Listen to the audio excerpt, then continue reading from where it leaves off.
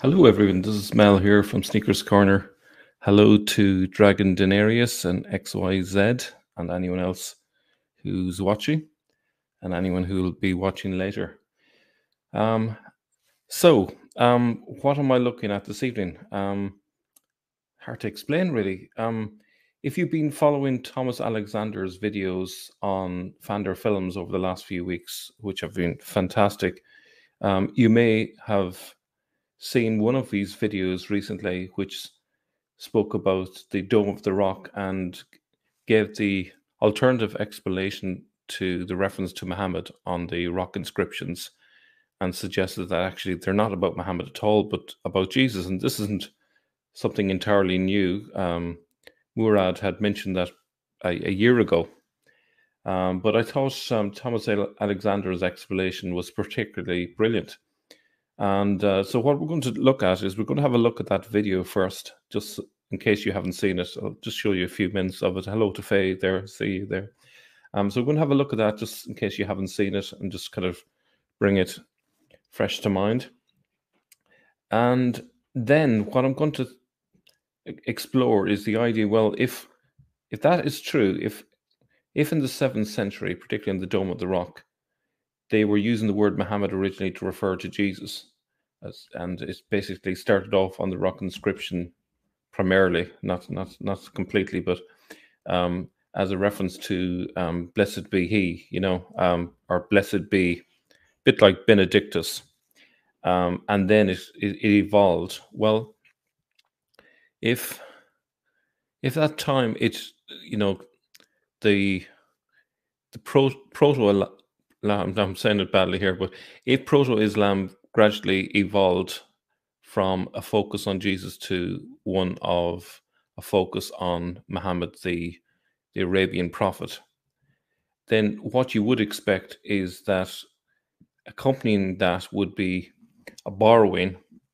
from the older tradition into the new tradition and a distortion of that borrowing. So one of the suggestions I had was a piece of art from the 14th century, and I basically thought out loud. I said, well, you could imagine that may have been influenced by something from earlier times that they basically just reworked over the centuries until it became unrecognizable.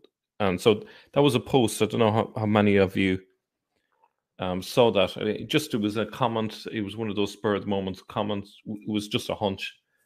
And it was a level 0. It was one of those thinking out loud sort of moments. It wasn't meant to be taken too seriously, but it is sort of serious at one level in that you kind of, if Thomas is correct that it started out as an anti-Trinitarian sect, which I actually do buy. I think that's a very good way of explaining it, and then it gradually evolved, with the Abbasids into a movement that was Islam, essentially.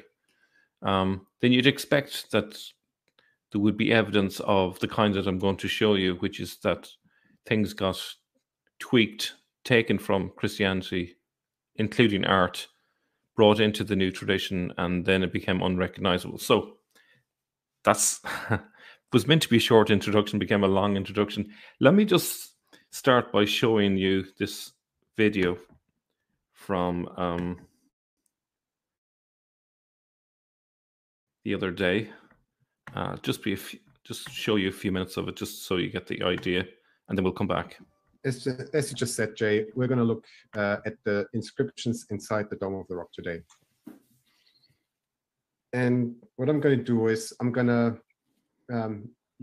put side by side the original inscription, and then next to it, I've got Christoph Luxemburg's translation, who obviously uses his approach with looking also at the Aramaic origins to translate the inscription, though it's actually fairly similar to what any standard translation will say. And let's start right at the beginning. The first verse says, "In the name of the gracious and merciful God, there is no God but God alone. He has no associate. To him belongs sovereignty, and to him belongs praise. He gives life and makes people die. He's almighty." So this is the sort of the Bismillah, a doxology, or if you will, like it's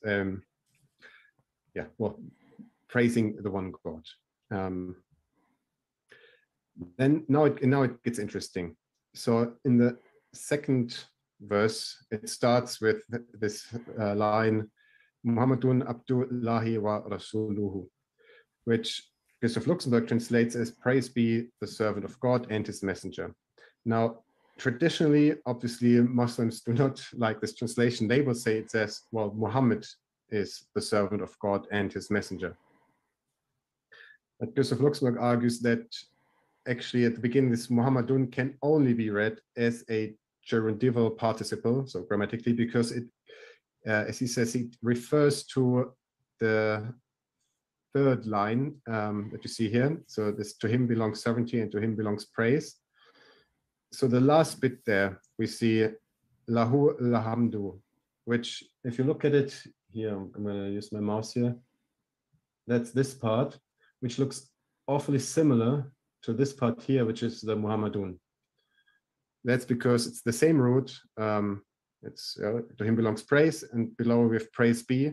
And if you put those two into context, Christoph Luxemburg argues that it can only be a gerundival participle, so it's not a name, it's praise be. Yeah, so let's continue. So we praise be the servant of God and his messenger.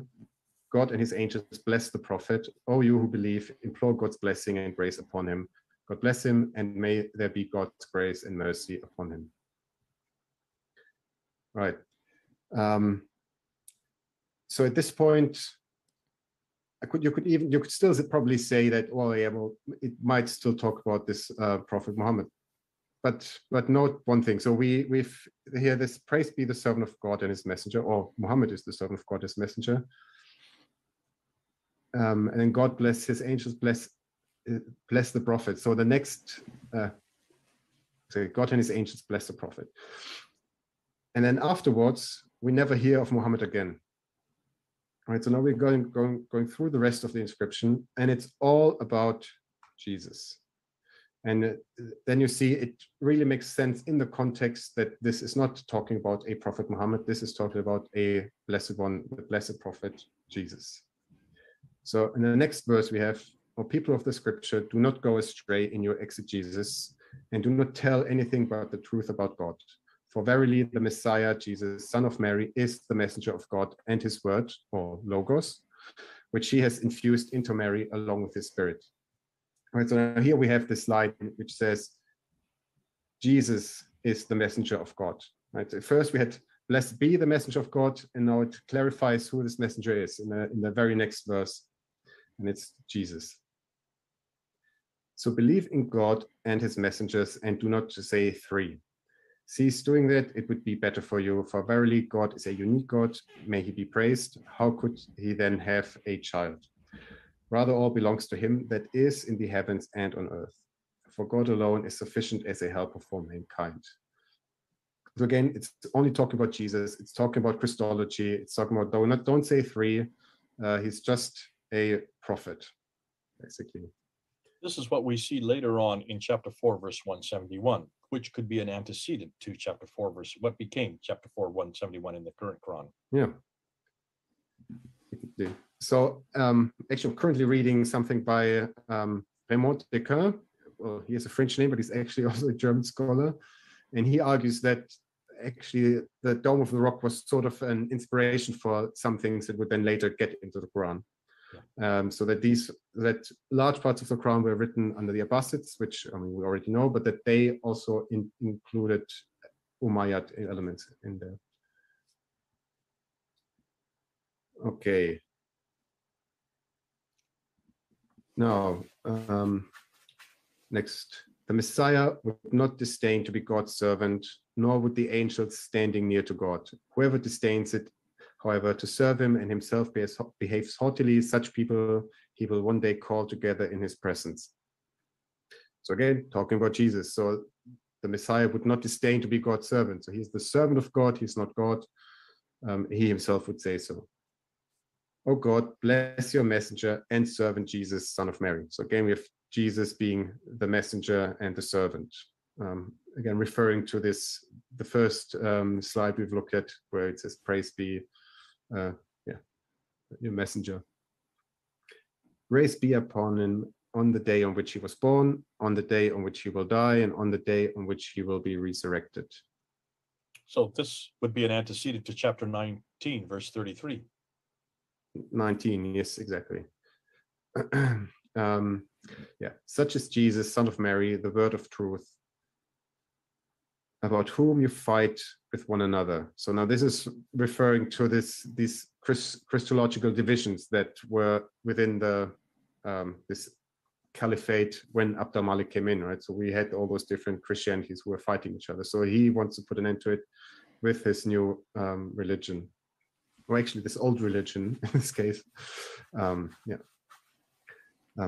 So going on, it does not become God to adopt a child. May he be praised. When he decides something, he only needs in this regard to say be, and it comes into being.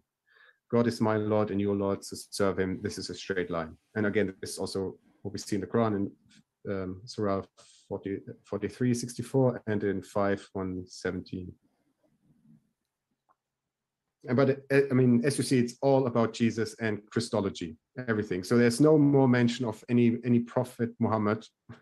It's all about Jesus. So it's clear that this initial line, also refers to Jesus. It says, "Praise be the servant of God." Okay. It's all about Jesus. It's pretty clear. I think Thomas did an excellent job there. Okay, now I'm going to share my PowerPoint with you. And we're just going to take it from there. Okay, let's see how this works.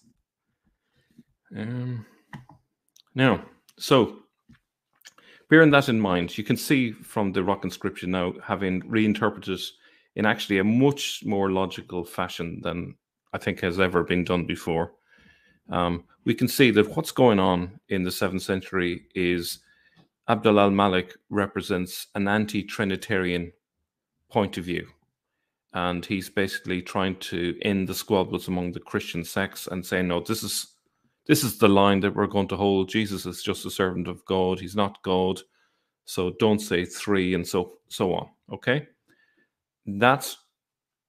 There is Muhammad in the 7th century in terms of the rock inscription. It's not who we thought it was.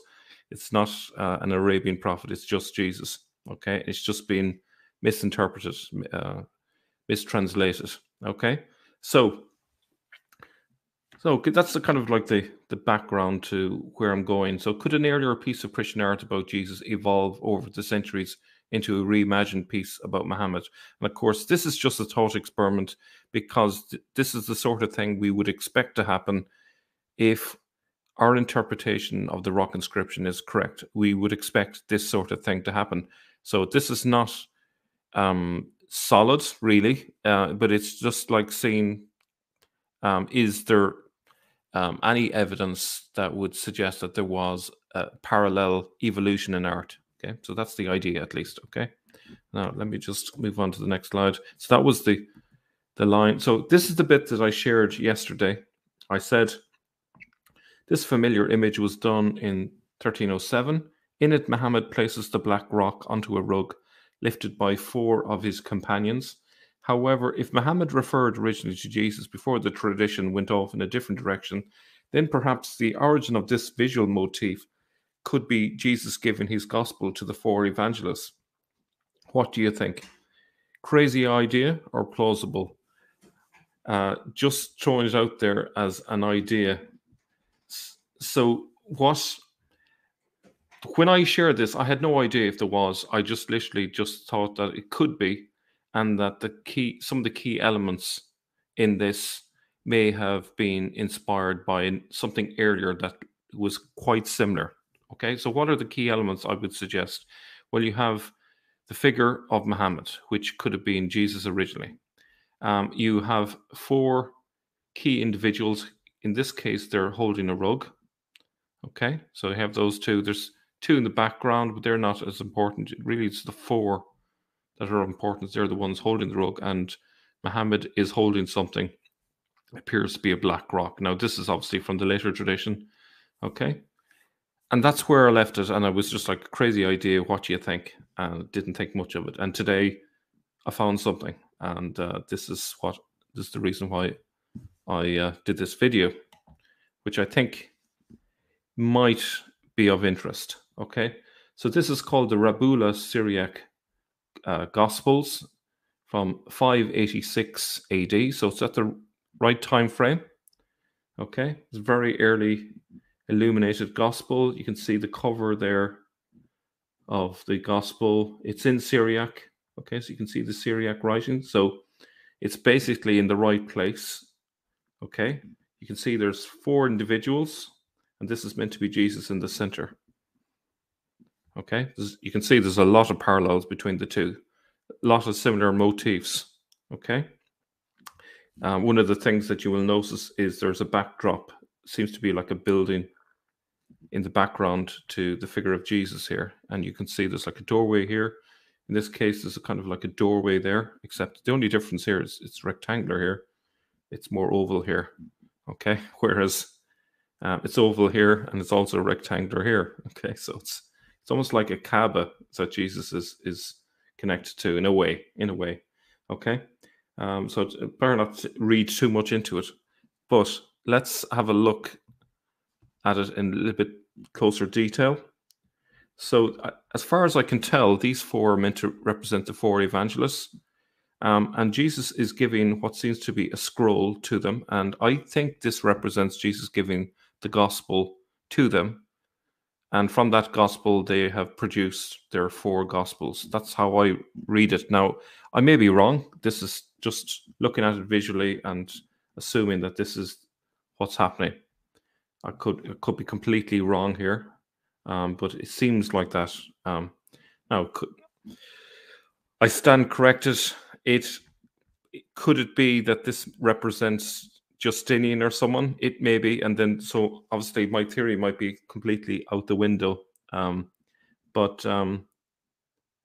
that's how I would interpret the fact there's a halo there and there's not a halo around these might suggest that this is meant to be referring to Jesus, and it's in a gospel, so I think it's a fair chance that that's who it's on about. Okay, now what's interesting is the 2 guys on either side seem to be holding up a rug. Can you see that? The red rug, and it's Jesus that's sitting on the rug, okay, or a blanket, or something like that. At first glance, I just thought, well, maybe it's just he's sitting on the cushion, but it seems like he's sitting on a rug and they're kind of holding it up. And so what's interesting, if we compare that to the other one, you have the rock in the rug, whereas here you have Jesus sitting on the rug, okay, and Jesus is in the Gospels considered to be the cornerstone, and here instead of Jesus you have the rock, the black rock, the cornerstone that actually literally is in the corner of the Kaaba. So I'm suggesting that perhaps this is what might have happened. Okay, this is another close-up there. It's purely speculative. Share what you think. I'm going to come back to you all now. Let me see if I can just come out of this.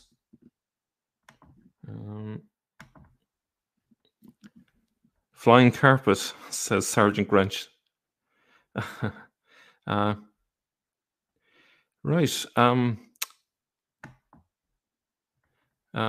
Okay, you're on to this, Mel, with Abrahamus. You theorize was the forerunner of Islam. That was the anti-Trinitarians, possibly Red Wolf. Yeah, I think it was close, but I think I prefer Thomas's explanation actually.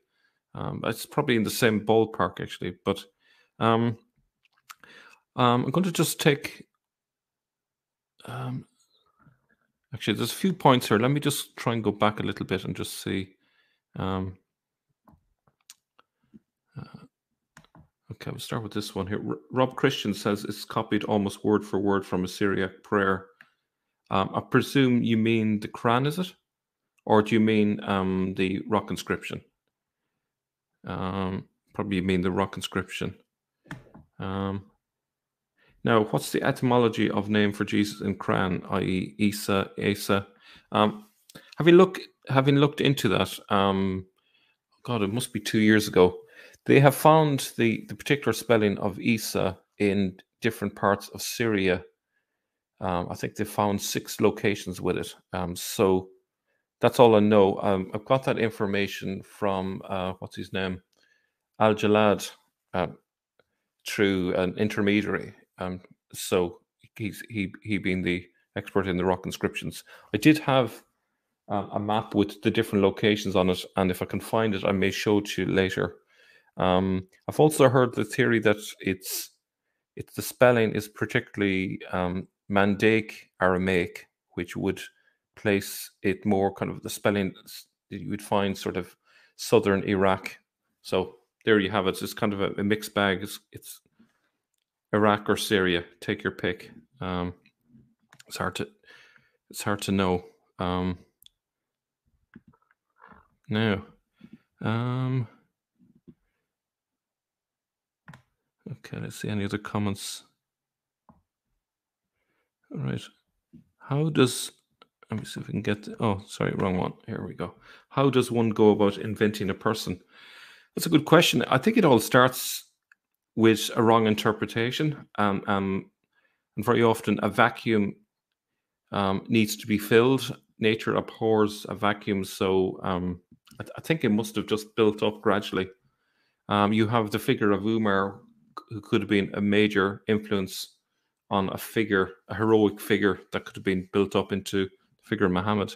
When it exactly started is very hard to say, because we're trusting on some of the 7th century sources, and it's hard to know how many of those are really trustworthy, because there is a danger that later people might have inserted descriptions of Muhammad, and so it's really difficult to know if you are dealing with legit sources. I think, this is one of the problems with this area, and all you can do is your best with the evidence that's there. But anyway, I'm going to leave it at that. I suppose the idea there with today's experiment is to just really test the idea that maybe you could go from a Christian art to that of an Islamic piece of art, carrying over some of the elements and then changing central ones to suit the new agenda, new theology.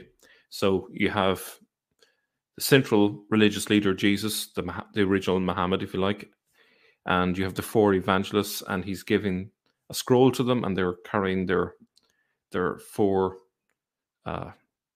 Bibles or Gospels. I shouldn't say Gospels, really. What else do you have? You had the element of a kind of a rug under him as well, and there's a building around Jesus and so on, kind of like a doorway in the background. So those are the key elements in the original piece of art. And then in the piece of art that comes from the 14th century, so if you think about it, this is centuries and centuries later, so it could have gone through multiple stages of evolution, through multiple copycat art, over the centuries. And obviously this piece of art, there could have been many variant versions of this as well. So this is just one example of that style of art.